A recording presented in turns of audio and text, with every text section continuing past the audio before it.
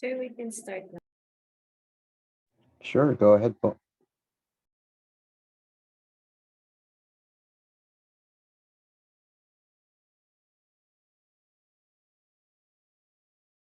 Hi everyone, welcome to our webinar today on how to study in South Korea. My name is Kams and I'm the business development for ATC Asia in Europe. So for today, we have our global educational consultant, Mr. Angelo Concepcion. Hi, sir. Hello, everyone. Good Good morning. morning. Good morning. Okay, sir. Let's start now.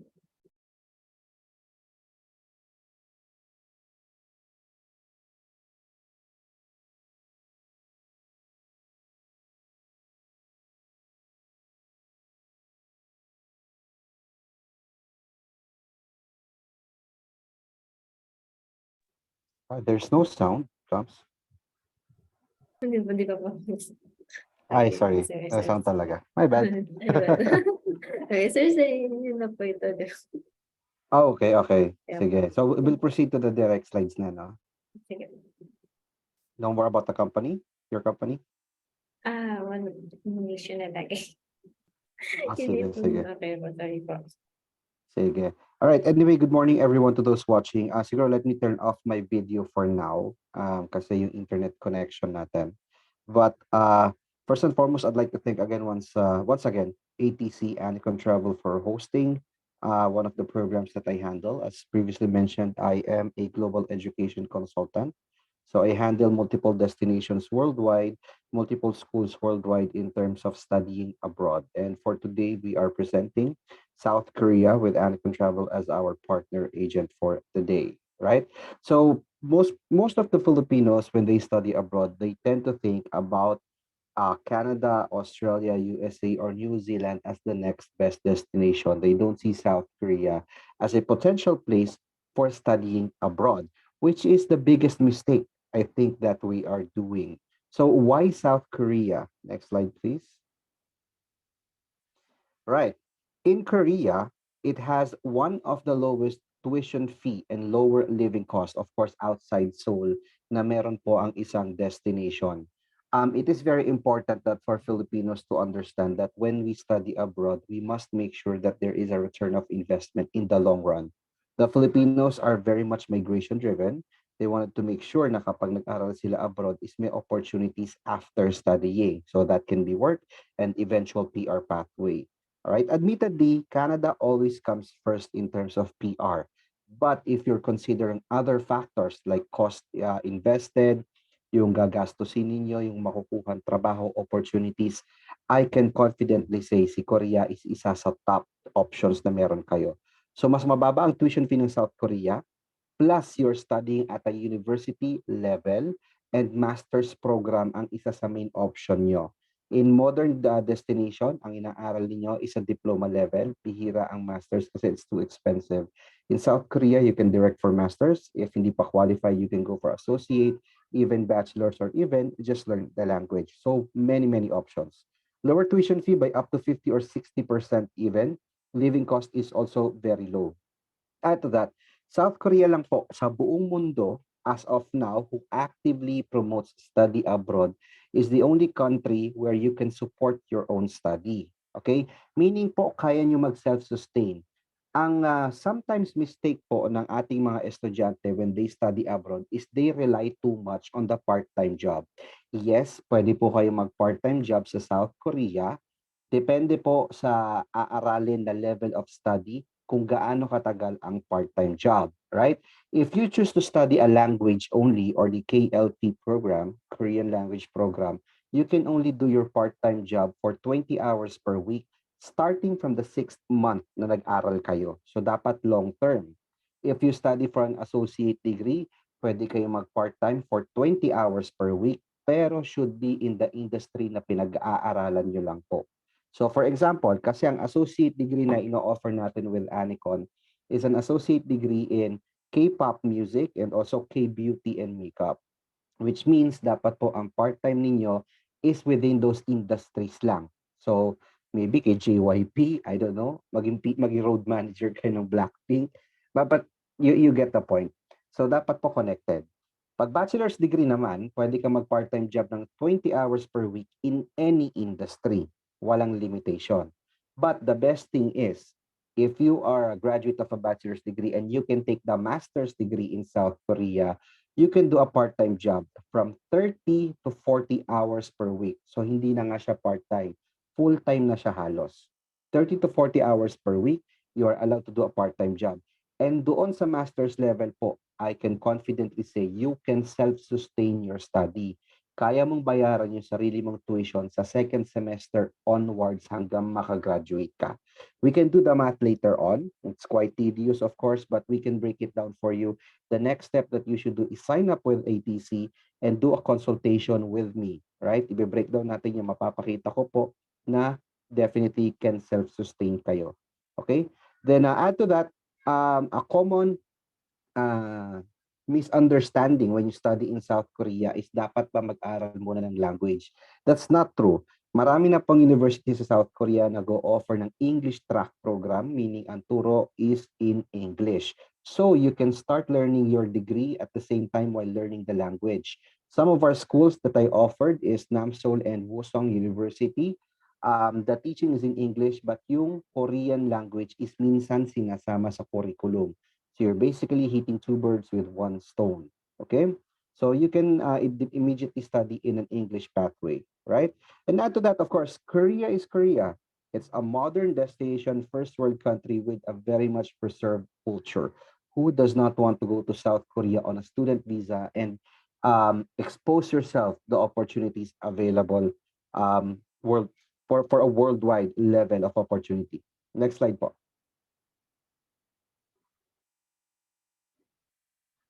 All right. This is only to show that in terms of ranking worldwide, if you are conscious about the quality of study, just to emphasize that Korea is not only a good tourist destination for leisure travel, but it ranks as one of the top destination for study talaga in terms of achievement. Ayan. I will not emphasize on the slide on this one, but just a quick run through. Next po.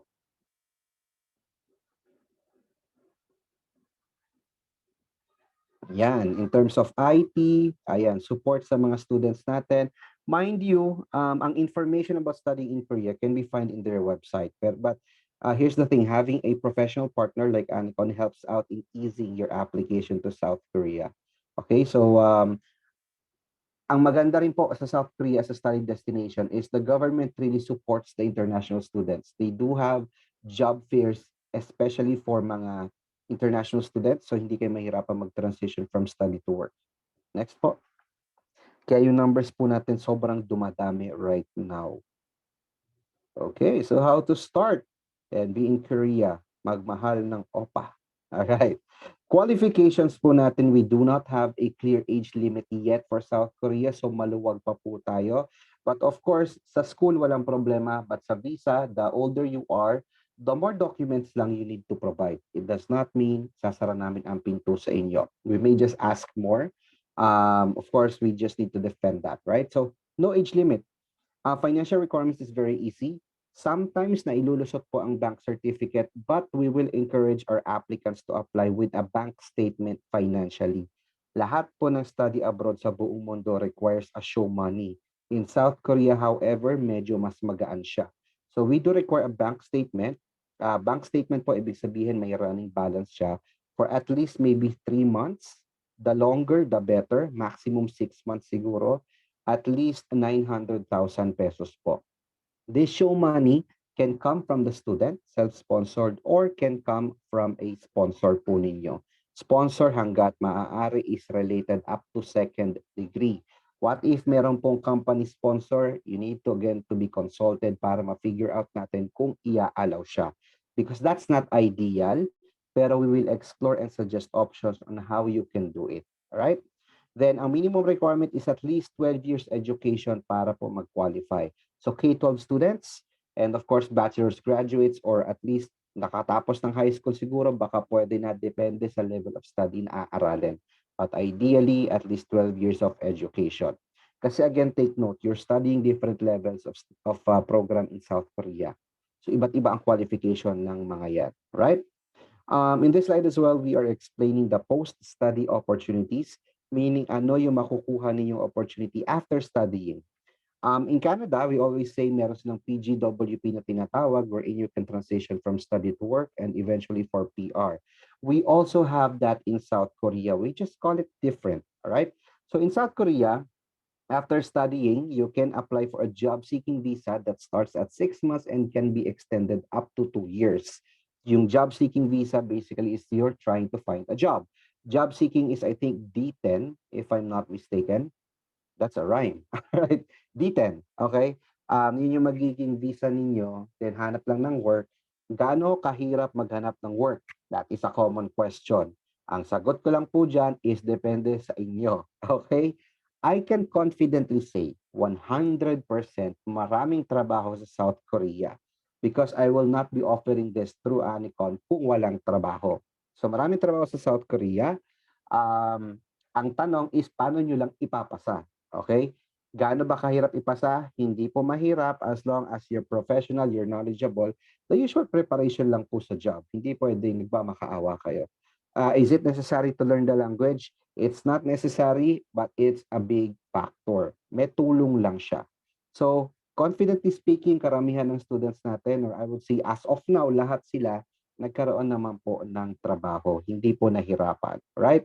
So yun po, after studying for 2 years, you get a job seeking visa, you get to work, then tuloy-tuloy na po iyon. Walang contract binding yan, hindi siya gaya ng direct work na nakabind ka sa contract ng employer or agency mo. Ito directly hired ka na. Okay? And usually ang PR po ng South Korea is after 5 years. There are qualifications that you need to meet as well. Point system siya. Like may points about language, yung income mo, yung trabaho mo, dapat connected sa work mo. So, ganun po. Kung gusto nyo magpa-PR, you can always talk to me. We can always find a way to figure it out, how to start their journey. But it starts within the 5th year of your stay in South Korea, right? So, there are migration opportunities available, of course, as mentioned. Post-work rights of 2 years after study. Post-work rights, ito po yung job-seeking visa. Pero pag nag-work ka na, tuloy-tuloy na yan. Kahit 10 taon ka dyan, walang problema. Ang advantage din po pala, if you pursue a study visa first, is mas malaki ang pwede nyong kitain by up to 3 times higher versus directly working coming from an agency. Okay, kapag employment agency ka, which is not wrong kasi mura naman talagang pumasok. Pero ang disadvantage lang noon, yung salary na ibibigay sa'yo is dependent lang sa salary na ibibigay ng employment agent mo. So usually 50 neto ha, kung neto pag-uusapan natin, 50,000 pesos, 100,000 pesos, ganyan na yung max niyan. Ngayon, if you study first, then go to work, your income can be 3 times higher. Kasi ang treatment sa'yo, para ka ng local dahil nag-aral ka sa kanila. Right? And add to that, if you study, ang opportunities is the linkages. Most of our schools is partnered with multinational companies, probably like Samsung, different hotels where you can work at. Okay? And as mentioned din kanina, we do have an annual job fair from the Korean government that supports international students. Next slide, please.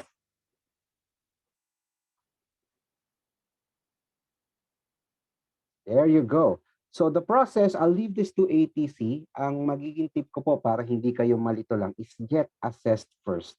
If you're interested to study in South Korea and want to know more, get assessed, book an appointment with ATC, and they shall endorse you to me for a consultation. Libre naman ang consultation. It can be video call, phone call, mobile, WhatsApp, kung ano pong madali sa inyo, or even Facebook Messenger. Walang problema. What I do basically is I need to determine your qualification, especially starting with financial capability. Kasi hindi naman pwedeng malugi kayo ron. May cash out component pa rin po siya. Although South Korea is the only country na pwede ka mag-self-sustain, kailangan mo pa rin magpaluwal ng initial tuition deposit. Right? And after that, submit your resume. Kapag pumasa, ayan, tuloy-tuloy na po tayo. Right? So self-explanatory po itong slide na to. Then once you start signing a contract with ATC, you pay their agency fee and we will start collecting your documents na po. When is the best time to apply? The best time is anytime as soon as possible kasi maraming factors na hindi natin controlled. So we need to make sure to submit your documents as early as possible. Next slide.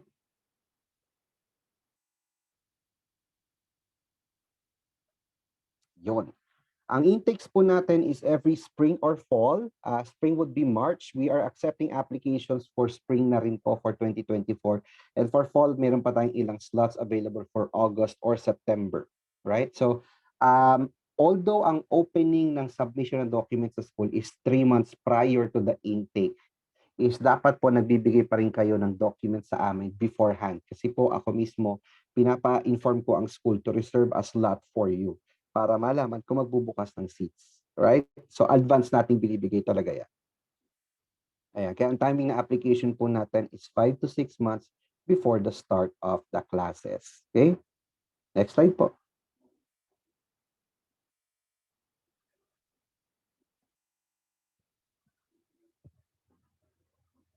Nawala. Tapos na.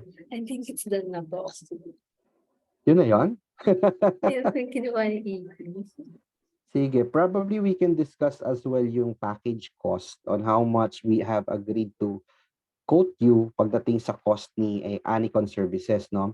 So to discuss to everyone, ang package cost for South Korea, I'll give a comparison, ano?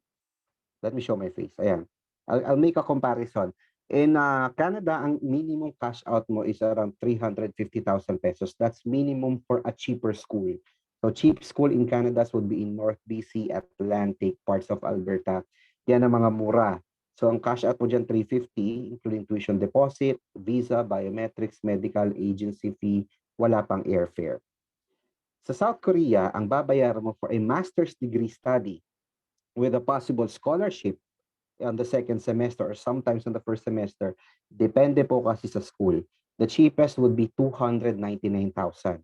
That's already one semester tuition deposit, all processing fees of the school, agency fee, visa, wala silang biometrics, then medical is not included yet kasi depende rin sa hospital yan, pero mura lang yon.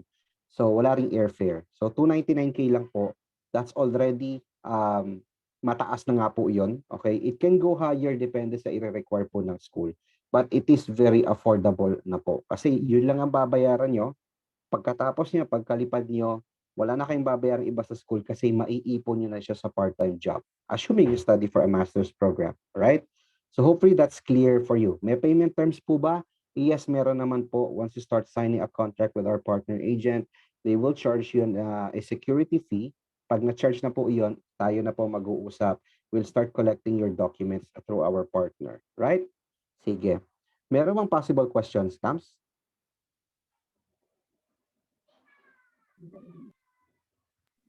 Wala na po. Wala naman. Sige. I think it's gonna be good na we download this and probably you can post it on your YouTube account para we can keep sharing it na lang. Pag may nagtatanong, pwede nilang panoorin itong slides natin. Yes, recorded. Sige. All right. I guess if there's no question, I'm sure later on may mga magme-message pa rin sa inyo. Guys, to those who's gonna be watching this and listening to this, we already through Anicon Travel, we already have around 30 students in South Korea na po in a span of only, kailan lang ba nag-open sa South Korea ulit? Since last year lang yata. Okay? So nakaka 30 students na tayo, mostly in Namsul and in Wusong University. Why? Kasi mas mura po doon. But we already have some schools as well in Seoul.